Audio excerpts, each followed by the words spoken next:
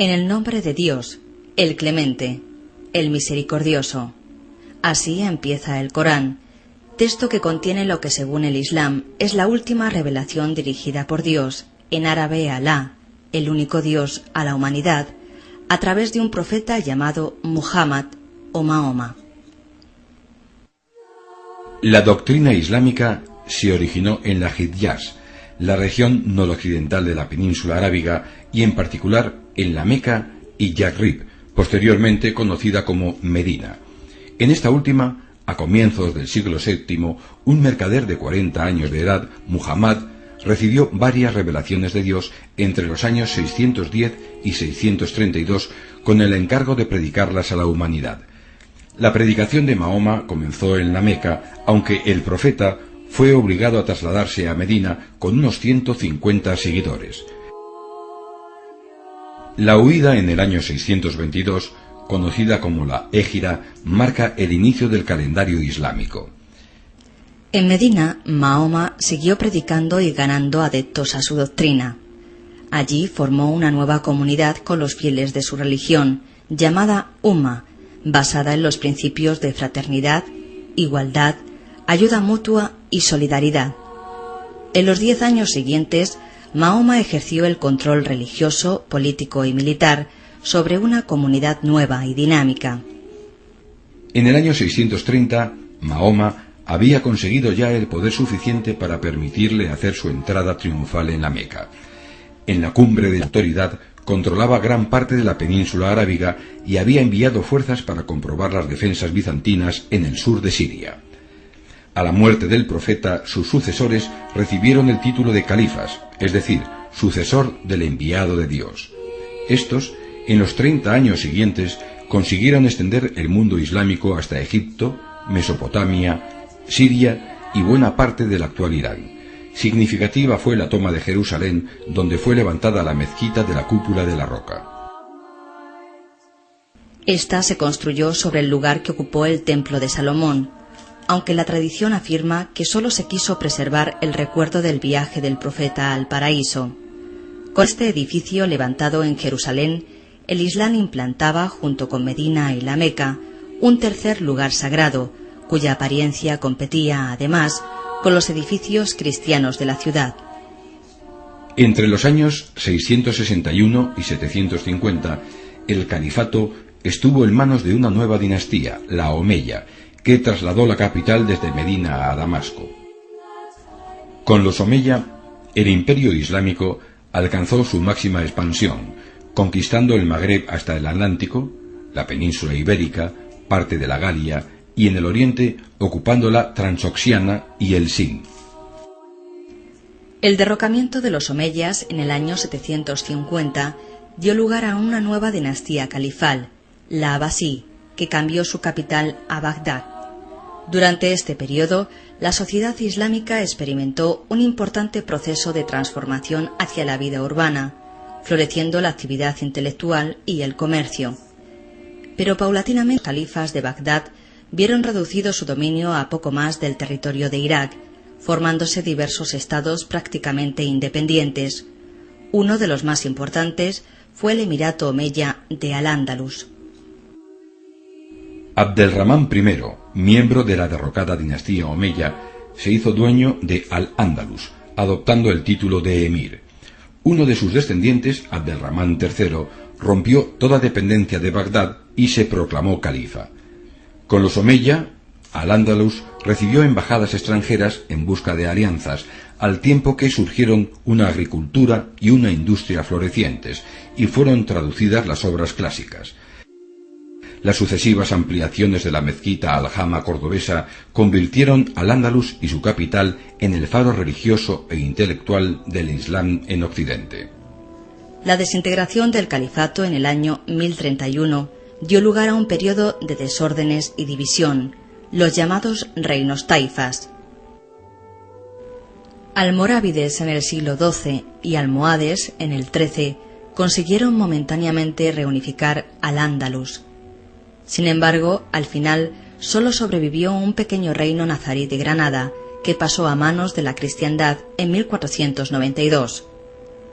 A pesar de ello, antes de caer los nazaríes, dejaron como herencia una de las más asombrosas maravillas arquitectónicas del mundo islámico, la exuberante Alhambra.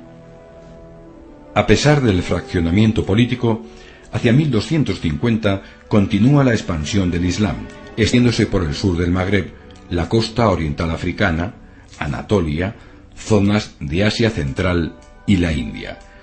250 años más tarde, hacia el 1500, el mundo islámico ha conseguido ya expandirse por toda el África subsahariana y la costa oriental, por el sureste de Europa y Asia Central, por la India e Indonesia. Sin embargo, el período que va desde el siglo XVIII hasta nuestros días será testigo de bruscos conflictos en el mundo musulmán. Las relaciones con las otras dos religiones monoteístas, cristianos y judíos, estarán presididas por el conflicto constante, cuando no directamente por la guerra.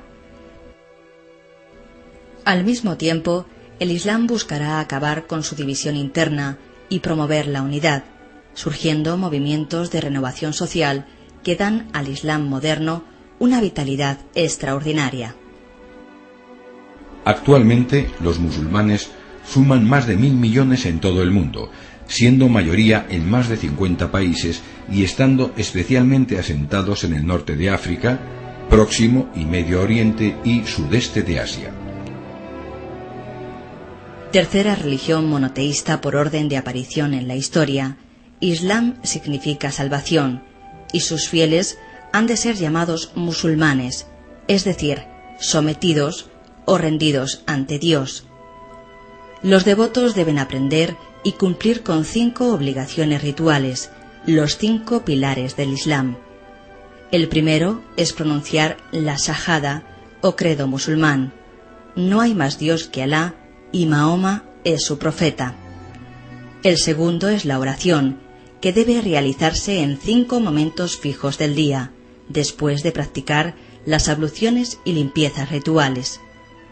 La vida cotidiana de regiones y barrios se ve interrumpida por la llamada a la oración, que lleva a cabo el muecín desde la torre de la mezquita o minarete. El centro de la vida espiritual islámica es la mezquita, del árabe masjid, lugar de postración. Su parte más importante es un muro en cuyo centro se abre el mirab, un nicho que señala la dirección a la Meca. A la derecha está el mimbar o púlpito desde donde el imán preside la plegaria. Enfrentados al mirab está la dikka o plataforma en la que los asistentes transmiten a los congregados la postura del imán, y el kursí o atril que sostiene el Corán. También puede existir en su interior una fuente para abluciones parciales y letrinas que son utilizadas para lavarse por completo si el devoto ha hecho un largo camino o mantenido relaciones sexuales.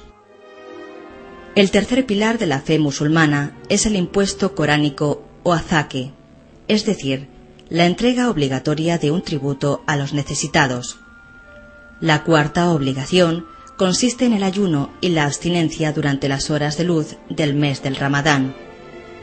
El quinto y último pilar es la peregrinación una vez en la vida a la ciudad santa de la Meca, solo si el devoto puede permitirse realizar el viaje, sin dejar deudas para él y los suyos.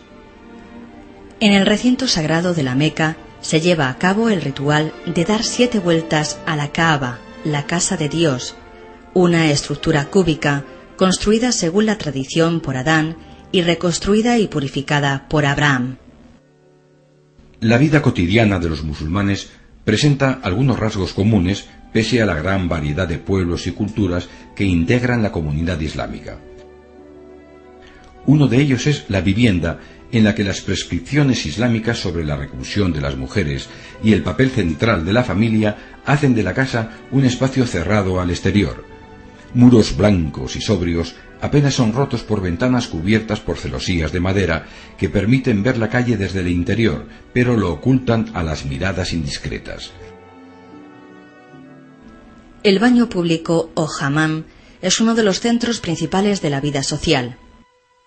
Actividad de carácter ritual, la higiene del cuerpo es considerada un acto de purificación religiosa. Sin embargo, el baño es también un lugar de reunión, de descanso y de relación. Pocos sucesos en la historia del mundo han tenido tanta trascendencia como el surgimiento de la religión islámica.